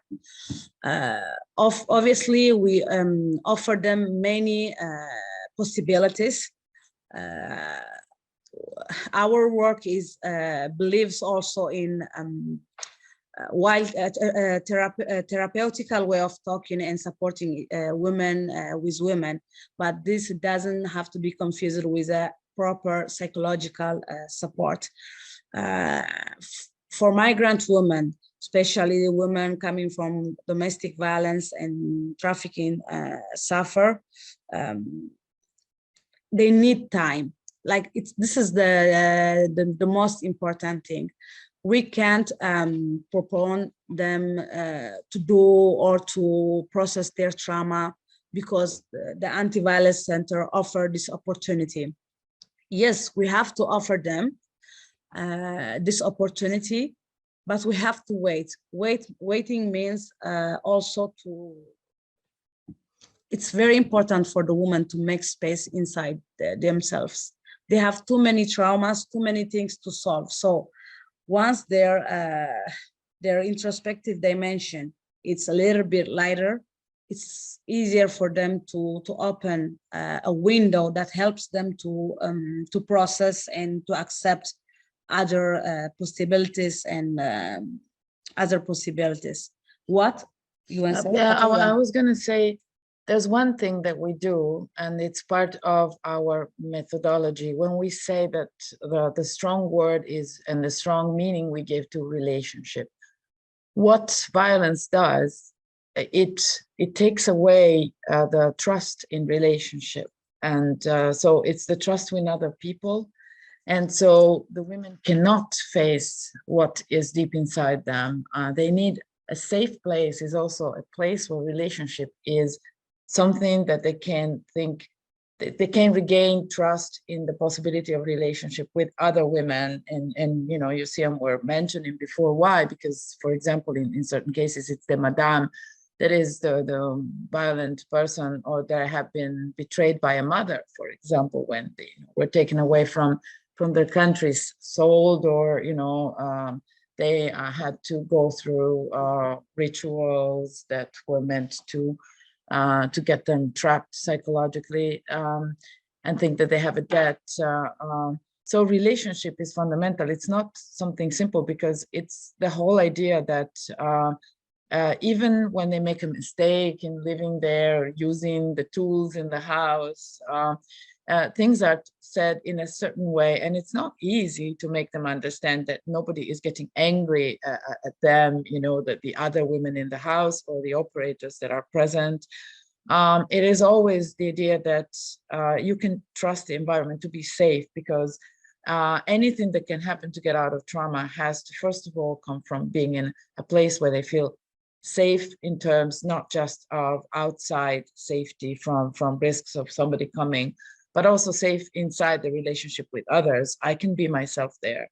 And so I can allow myself to really reconnect. Yeah, and what's easy is not the right word, but what helps them more to process their trauma is all those therapeutical ways of non-speech ways. So art helps them or group support. These are the ways that we use inside our center and as a tool in our work. Other questions? Okay. No, I think It's the same. that was from Okay. before, so All I right. think we can close this. Okay. Can we go on? No. No, maybe there's another one. Yeah. Okay, let's see. Okay. Okay. Thank you. Okay, so this last part is mainly concerns about the network of support for women who have experienced violence.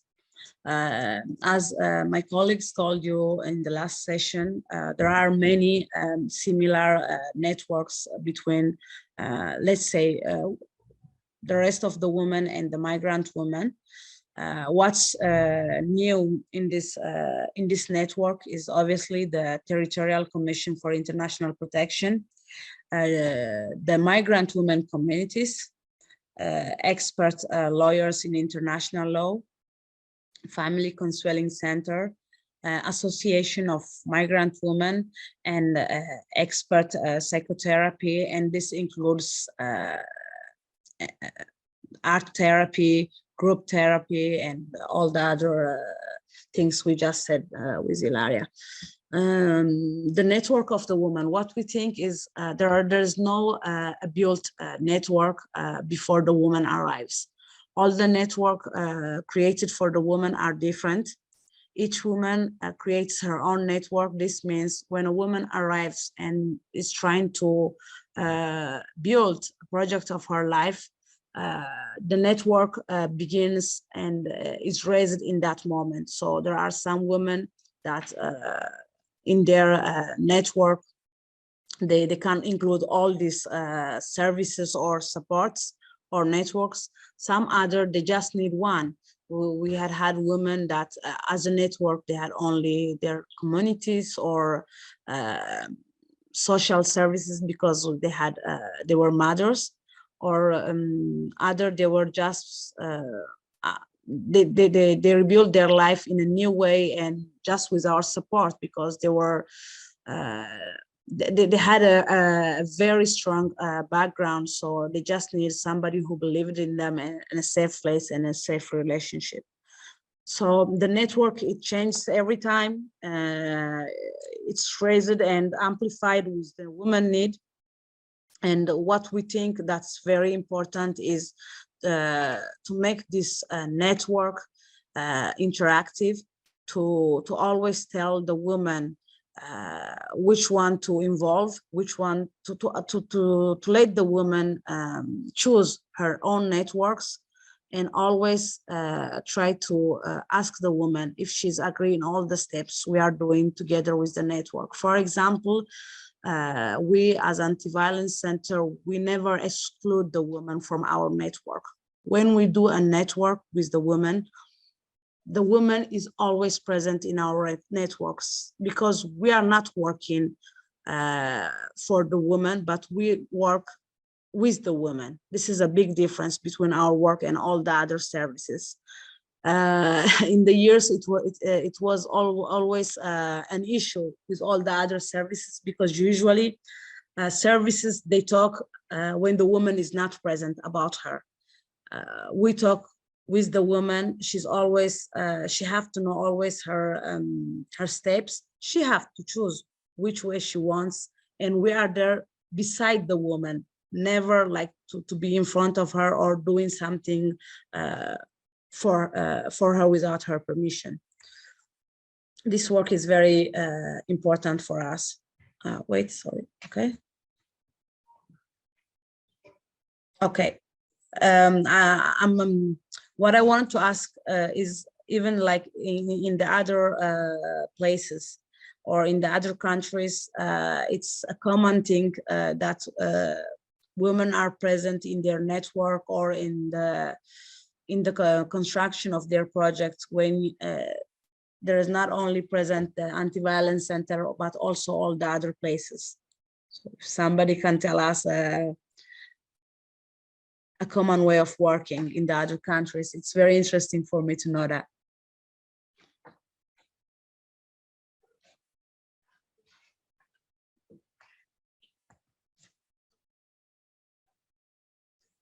Okay.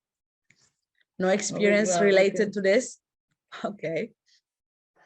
So let me go out and I'll share again.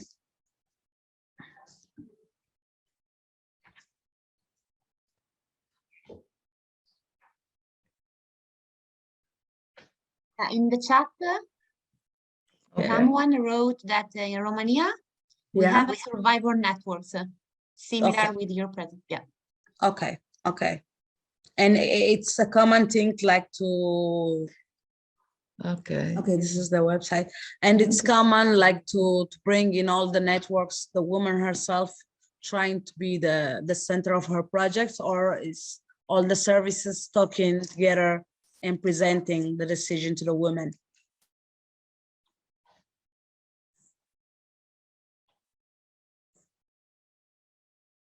Okay. We involve the woman. Okay, yeah. Thank you. Thank you.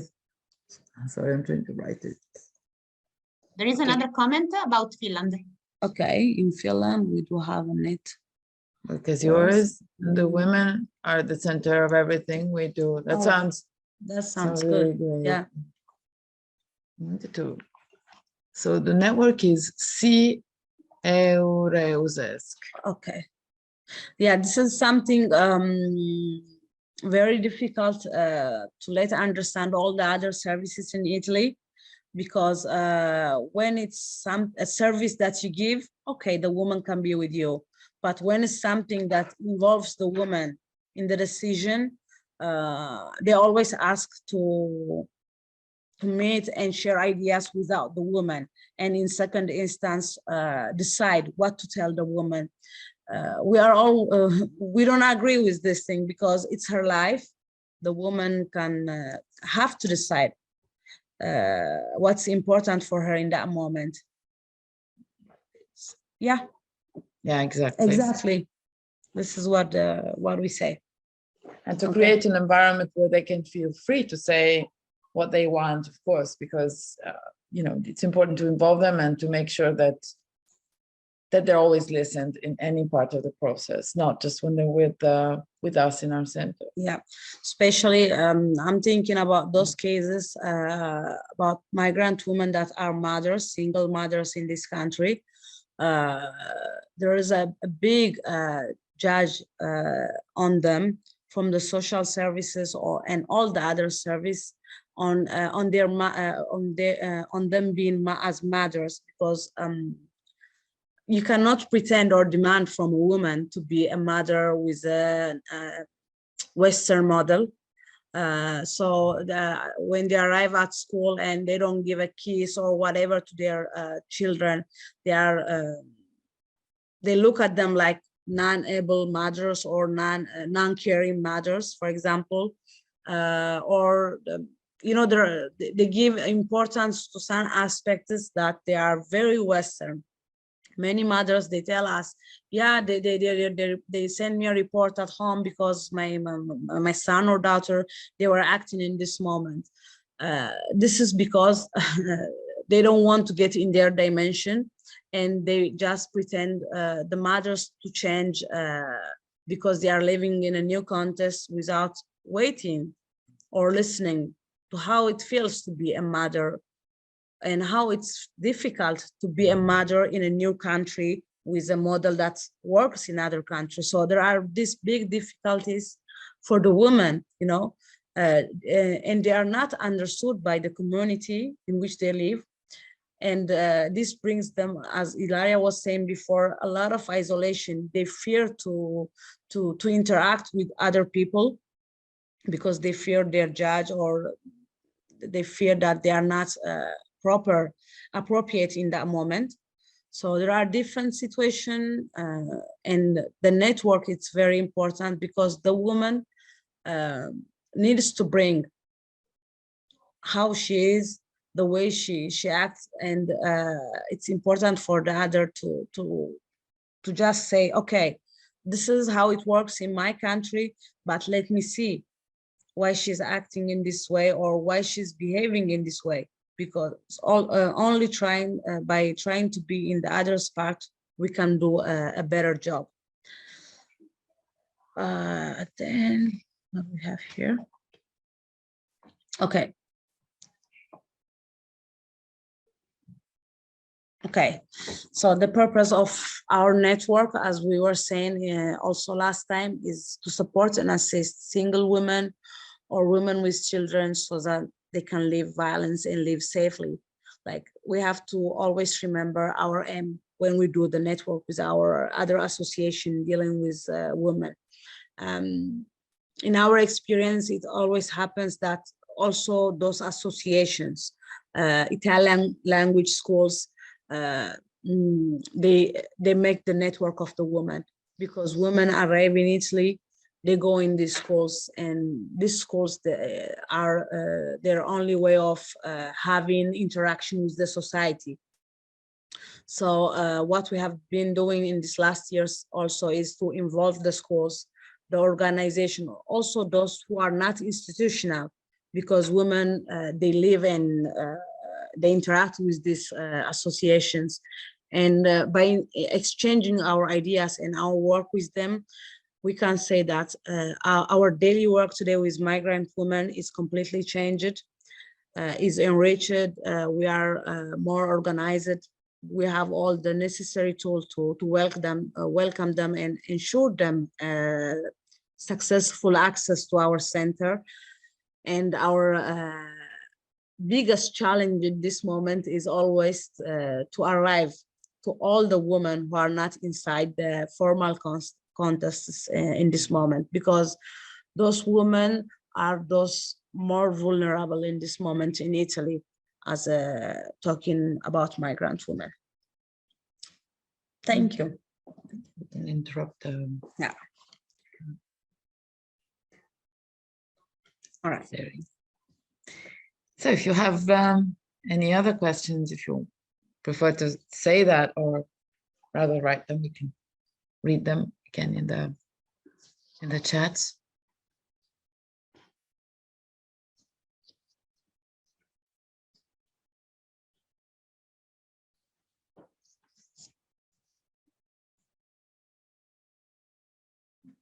I have a question for you. Thank you. And yeah, previously, Siham, you said that it is important that the cultural mediator doesn't use the lens of Western feminism. But my question is how we can manage to don't use this kind of lens that are our system of of thinking, etc. No, without reinforcing cultural stereotypes. I mean that the cultural origins of the women are not uniform, no, and we know that in each context there are differences, no. So how the cultural mediator can balance these two aspects? So to be aware that in an anti-violence centers that is inspired to feminist approach, feminism of difference, etc. How to not reinforce stereotypes, but remain coherent with the approaches of the anti-violence center. Okay, I can answer to you directly from starting from my experience, okay? Because I have been doing the cultural mediator for many years. And okay, first, one thing that I have to clearly say, like violence, it's violence. We are not talking about small or big cultural differences when we talk about violence. What I have been using in these years in my experience and in my work is to let me guide the woman and her feelings. For example, I ask the woman, okay, this is culturally accepted. How did it feel why you are experiencing this thing. You were okay? Did you feel limited in your choice? Like, I make some question to decide with her what name to give to certain cultural differences. So really, women, they know what's violence, what's cultural difference, and what's accepted and not accepted for them. Many women, they can tell you, yeah, my husband was always managing the economical and financial aspect in our house. But at the same time, while talking, it comes out that, yeah, I was not free to use the money. He was just giving me 50 euro per week, and we had to eat in 6 people, person in the house. So there are some things that while talking with the woman, come out in a very clear way. Yeah. So the important thing, yeah, is always to start from how she feels, because if she doesn't feel that this is one, to go and say, oh no, but we think this is not, I mean, we, you know, it's both the mediator and the operator, who is not a mediator, also are both trained to be very, very careful with this. So, yeah. For example, I'm from Ethiopia and Eritrea, especially in Eritrea, we don't have the word violence. Okay, especially when it's inside the domestic, or inside a relationship between two husband and wife. We called disrespect, but disrespect in a Western way, it's completely different. Disrespecting means many things. So when we talk about violence, we start from disrespect, okay, and we decline it in its different ways. And so this helped me a lot to understand also the way to stay in a relation, the way to give definition, or the way to guide the woman in her way to go out and live the violence and process her trauma.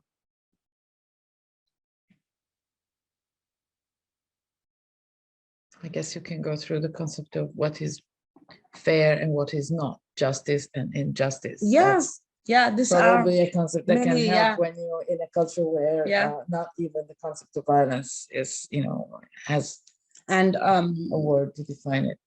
Another thing, like in these last 3 years, as I'm the head of the cultural mediators, like also at the national level, what I'm saying is to train all the cultural mediators with a specific tools related to a specific thing. So for example, a cultural mediator that works inside the hospital, so tries to understand, to help the people and the families, medical facts can be the same that comes in the anti-violence center and do the same job.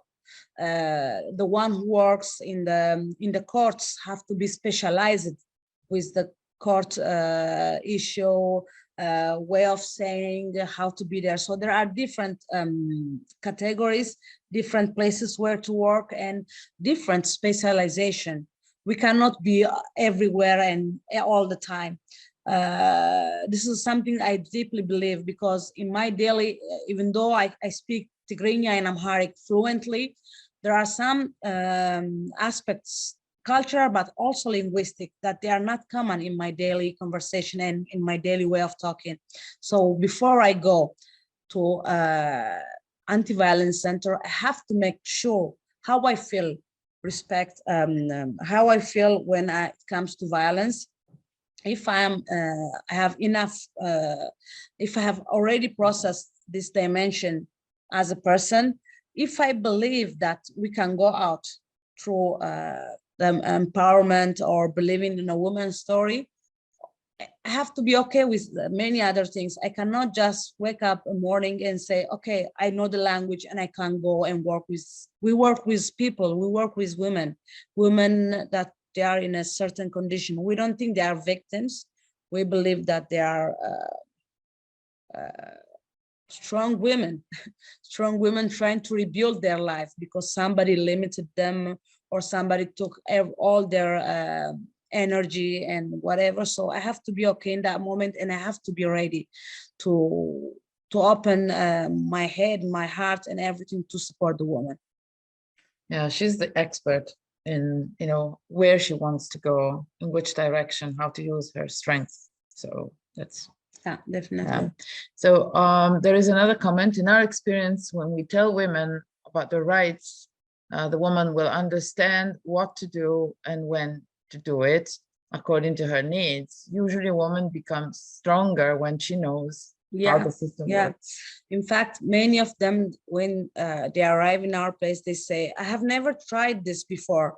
I mean, it was always the operator of the camp or the hospital or whatever who did this thing for me.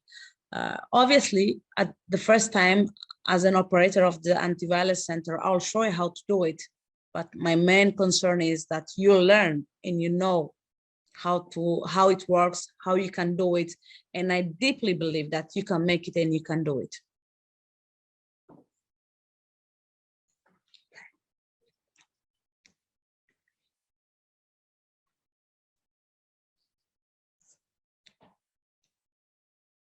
Okay.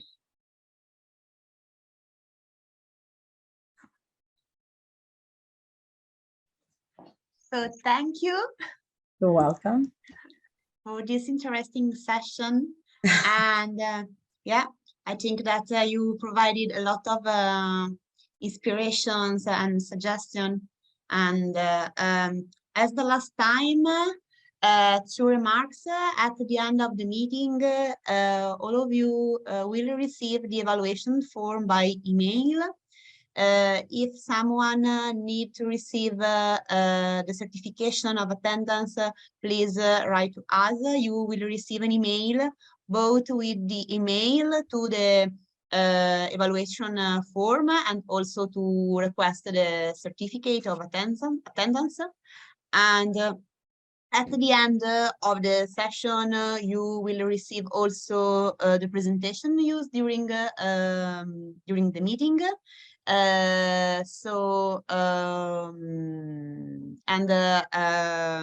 When all the training will be ended, so on the 3rd of March, there will be also a session held by the Greek partners, Diotima. All the materials used during the training, the videos, etc., will be uploaded on LILA website, LILA YouTube channel. So thank you again to the colleague of CADMI, Ilaria and Siham. Thank you so much. Thank you. Thank you all for listening. Yeah, definitely. It was very interesting and nice sharing our work with you. So at the next time, and have a nice day. You too. Keep in touch. Thank Yeah, you. definitely. Bye-bye. Bye.